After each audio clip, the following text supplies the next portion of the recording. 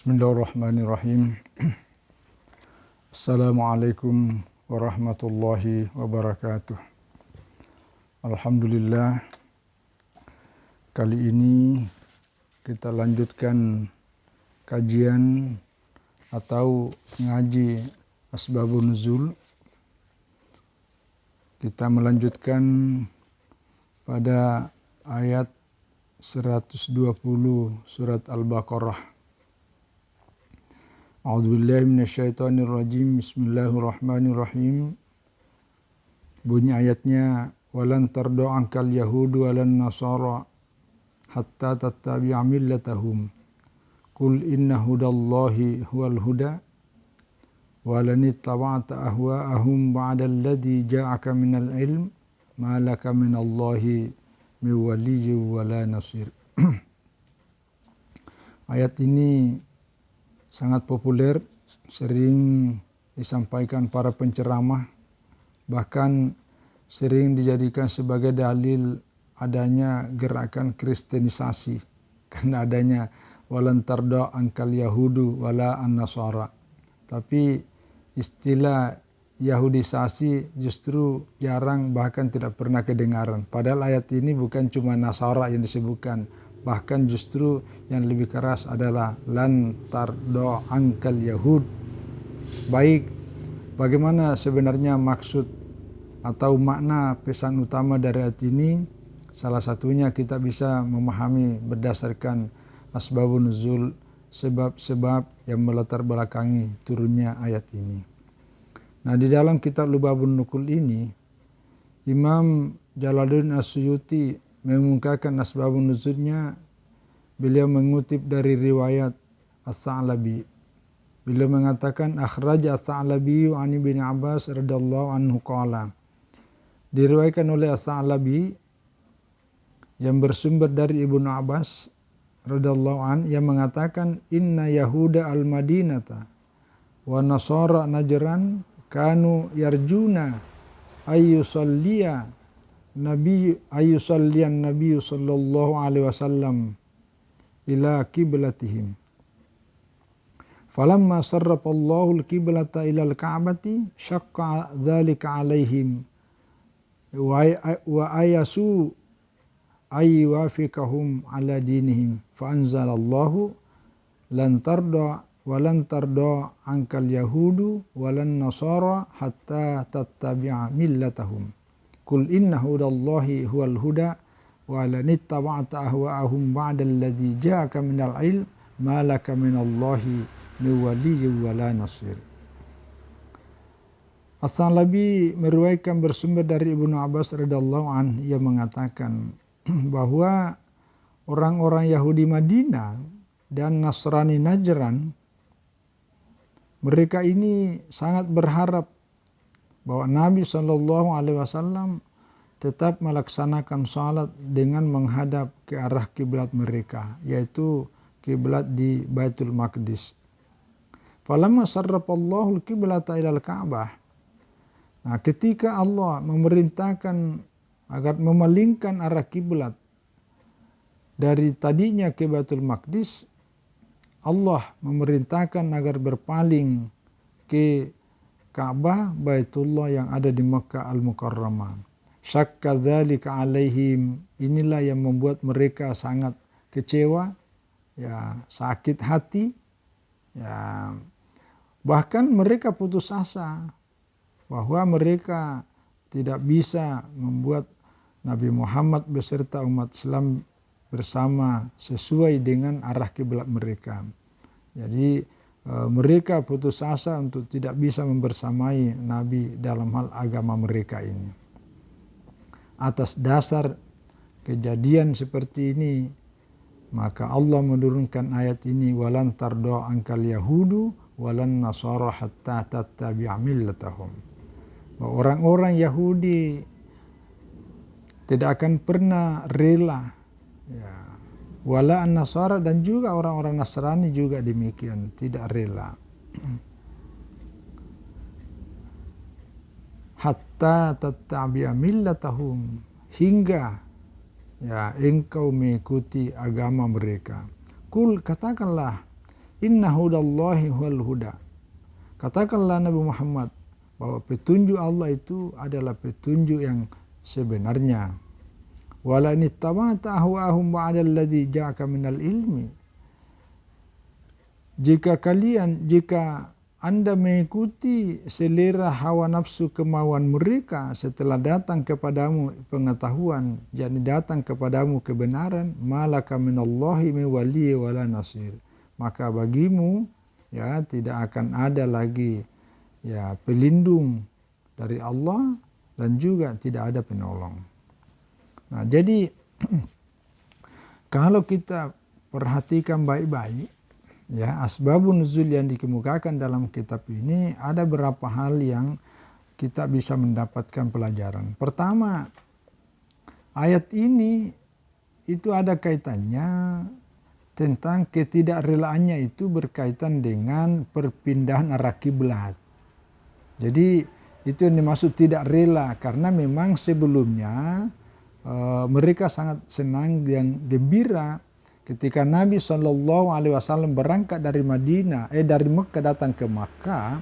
Selama 16 sampai 17 bulan Nabi SAW di Madinah, beliau salat menghadap ke arah Baitul Maqdis. Hanya membuat dia senang. Tapi ketika Allah menurunkan ayat 144 surat Al-Baqarah, yaitu qad nara taqalluba wajhika fis samai falanuwalliyannaka qiblatan tarda fawalli wajhaka syatral masjidil haram. Nah, ketika turun ayat ini memerintahkan kepada Nabi agar salatnya segera menghadap ke arah Ka'bah Baitullah yang ada di Mekah, ini membuat dia kecewa karena ditinggalkan ya arah kiblat mereka yang tadinya menjadi tumpuan mereka. Itu membuat dia tidak rela. Nah, jadi asbabun nuzul ini ya mempertegas arti sebenarnya ketidakrelaan. Ya, salah satunya ada kaitannya dengan bahkan di sini tadi dia sakit hati, bahkan mereka putus asa bahwa tidak bisa lagi membuat mereka bersama dengan Nabi dalam hal untuk beribadah sama-sama menghadap arah kiblat. Yang kedua, di dalam riwayat asbabun nuzul ini jelas-jelas disebutkan Yahudi Madinah. Ya, jadi karena Yahudi ini jumlahnya banyak, memang Yahudi Madinah ini memang penduduknya lebih awal di situ adalah orang Yahudi. Bahkan kalau dalam cerita tentang kajian politik, ini Yahudi di Madinah ini didominasi ya hegemoni, namanya hegemoni politik, termasuk ekonomi, termasuk budaya. Jadi pengaruhnya sangat besar. Maka ketika Nabi datang di Madinah, itu mereka merasa terancam. Apalagi yang tadinya senang, tapi karena berubah kiblat, wah ini menjadi tidak lagi bersahabat. Nah, ini yang kemudian mereka sangat tidak suka. Yang kedua adalah Najran. Ya, Yahudi Nasrani Najran. Ya, Nasrani Najran ini Nasrani yang berada dekat Yaman.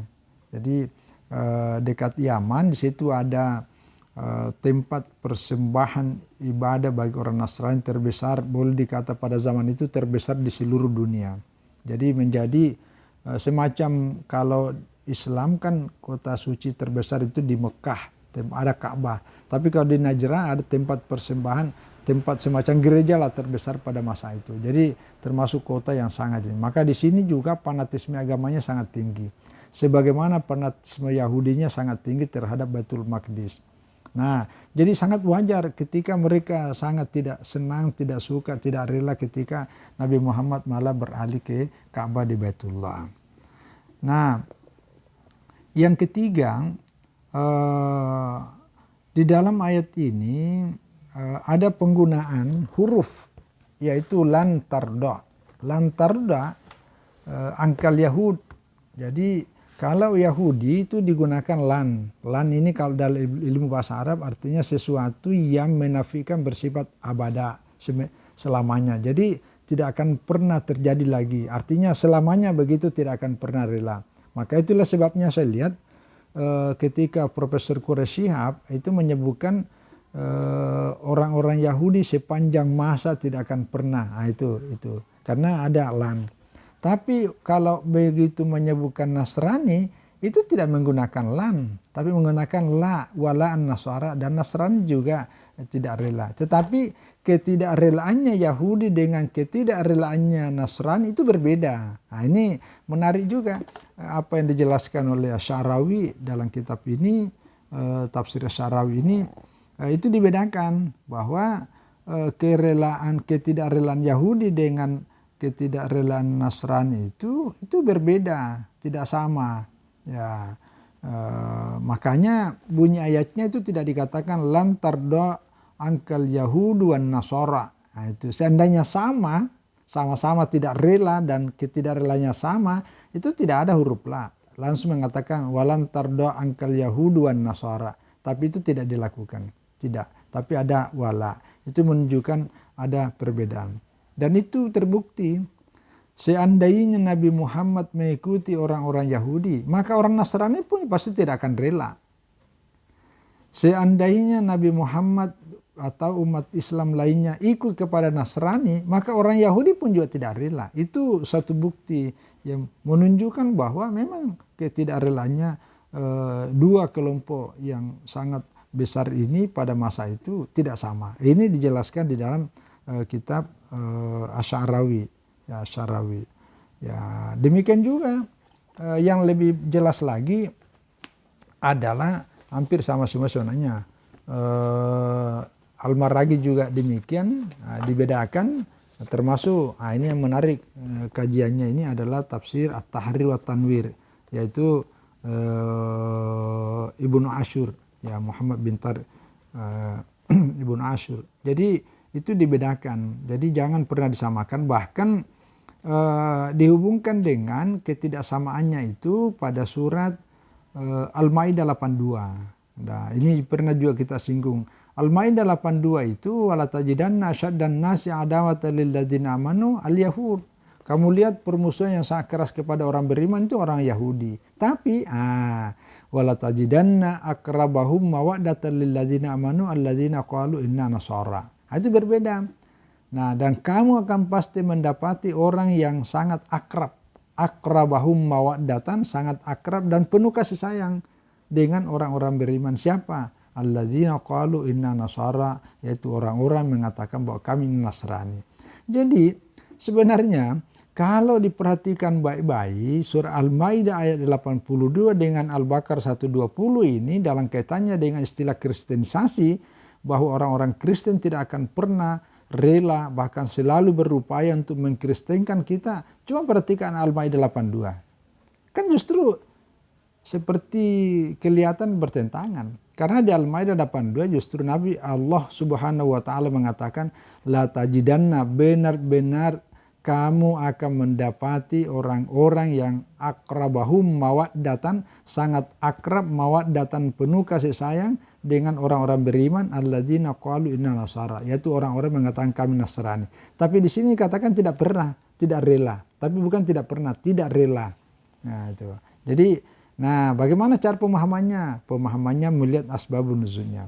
Nanti suatu saat ya kita akan jelaskan asbabun nuzul ayat 82 surah Al-Maidah. Jadi ini asbabun nuzul artinya juga sangat penting ya untuk menambah pemahaman kita terhadap apa yang dimaksud sebenarnya oleh ayat. Apalagi kalau ayat itu kelihatan seperti bertentangan. Padahal sesungguhnya tidak, hanya pemahaman kita yang sepotong-sepotong. Nah, yang ketiga berikutnya,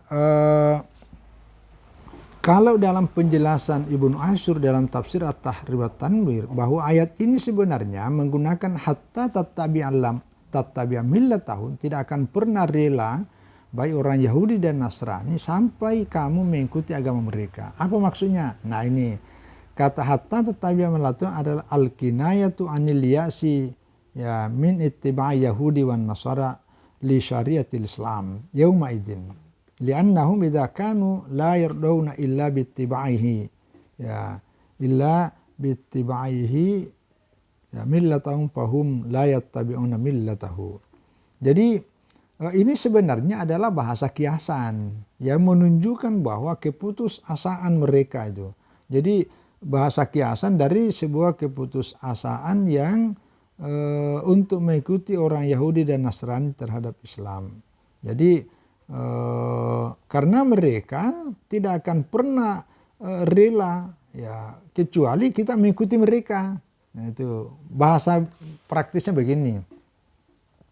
Ini sebenarnya maksudnya gini.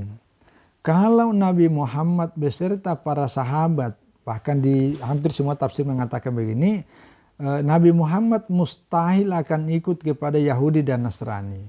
Itu mustahil. Nah ini maksudnya ini bahwa itu sebuah bahasa yang menunjukkan bahwa ketika Nabi Muhammad SAW beserta umat Islam tidak akan mungkin ikut kepada orang Yahudi dan Nasrani, maka mereka pun juga pasti tidak akan pernah rela ikut sama Nabi Muhammad. Nah, itu yang dimaksud.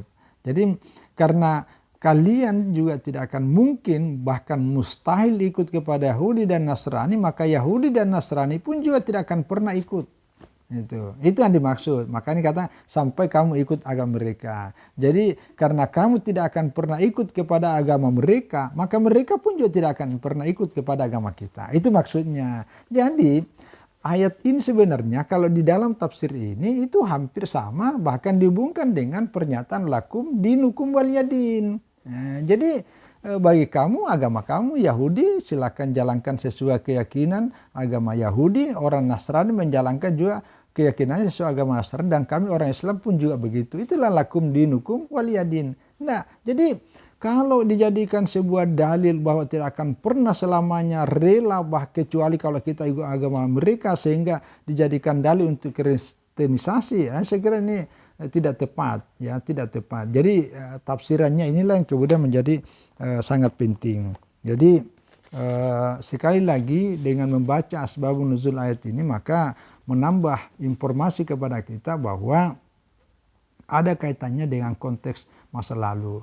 Yang berikut juga perlu dipahami bahwa ketika menyebutkan istilah Yahudi dan Nasrani itu karena kalau hanya terjemahannya selama dipakai pokoknya Yahudi dan Nasrani tidak akan pernah rela. Padahal coba perhatikan di Ali Imran, surah Ali Imran ayat 113. Apa bunyi ayatnya? Laisu sawaan min ahlil kitabi ummatun qaimatun. Jadi tidak semua ahlul kitab itu, yakni tidak semua orang Yahudi dan Nasrani sama. Itu laisu sawaan, tidak akan semua sama. Ya, ummatun qaimatun, ada di antara mereka umat yang jujur. Nah ini siapa yang bilang? Al-Quran di surah Ali Imran ayat 113. Jadi jangan kita pukul rata generasi hanya karena membaca satu ayat atau dua ayat. Nah inilah saya kira perlunya pengaitan hubungan antara satu ayat dengan ayat yang lain ditambah dengan informasi dari asbabun nuzulnya sehingga ada keterkaitan konteks pada masa Nabi lalu kemudian apa yang disebutkan di dalam pesan-pesan di dalam ayat ini. Saya kira ini sekali lagi membaca surat Al-Baqarah ayat 120 walan tardu ankal yahudu walan nasara hatta tattabi'a millatahum kul inna hudallahi wal huda. Jadi tidak mengikuti petunjuk ajakan dari Yahudi dan Nasrani karena petunjuk yang paling yang sebenarnya itu adalah petunjuk dari Allah. Ya, petunjuk dari Allah. Dan walani tabata awahum ba'dal ladzi ja'aka minal ilmi ma laka minallahi min waliyyin wala nasir. Jadi kalau kamu ikuti apa ajakan mereka, maka Allah tidak akan pernah ada pertolongan dan tidak akan ada perlindungan sebagai Allah sebagai pelindung dan juga tidak ada penolong. Jadi artinya karena Nabi Muhammad SAW tidak akan ikut kepada mereka, maka mereka pun juga sama tidak akan pernah juga mau ikut kepada apa yang disampaikan oleh Nabi Muhammad SAW. Inilah yang bisa kami sampaikan berkaitan dengan informasi asbabun nuzul. Mudah-mudahan bermanfaat. Wallahu a'lam bishawab. Wassalamualaikum warahmatullahi wabarakatuh.